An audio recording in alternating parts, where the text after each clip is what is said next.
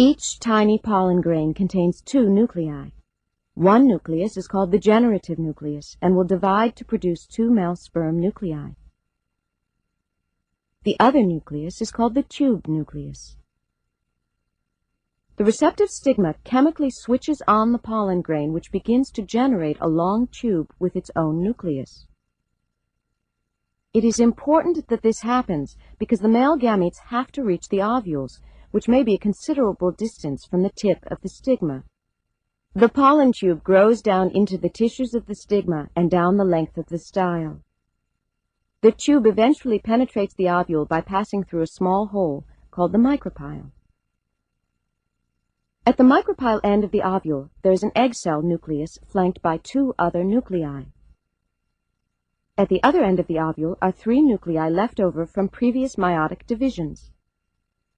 In the center, there is a diploid nucleus formed by the fusion of two polar nuclei. The pollen tube releases one male gamete nucleus, which fuses with the female egg cell nucleus. This is the moment of fertilization and produces a diploid zygote. This is the first cell of the new sporophyte, and it will divide repeatedly to produce the embryo. The other male gamete nucleus fuses with the diploid polar nucleus to produce a unique triploid nucleus. From this new triploid nucleus, a tissue called the endosperm develops.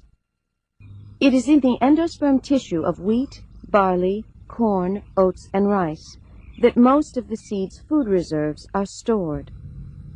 Thus, it is easy to see that endosperm is the single most important food source for mankind. Not all plants produce a separate food store like endosperm for their embryos. It is a feature of most monocotyledons. In dicotyledons, however, such as this young kidney bean plant, no such endosperm food store exists. The first two leaves of the embryo become swollen with food from the mother plant before the bean split the pod. This food store supports the young plant until it can make its own food through photosynthesis. Within a tough seed coat, there is an embryonic plant with its own special food store.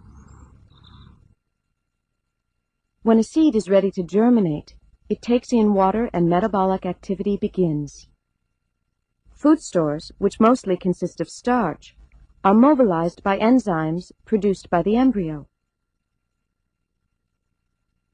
Within this dicotyledonous seed, the young root, known as the radicle, can be seen clearly. The young shoot is known as the plumule and emerges after the root.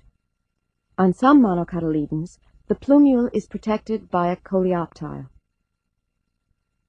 This protective cap is clearly visible on young corn plants since it is left behind once the shoot reaches the surface.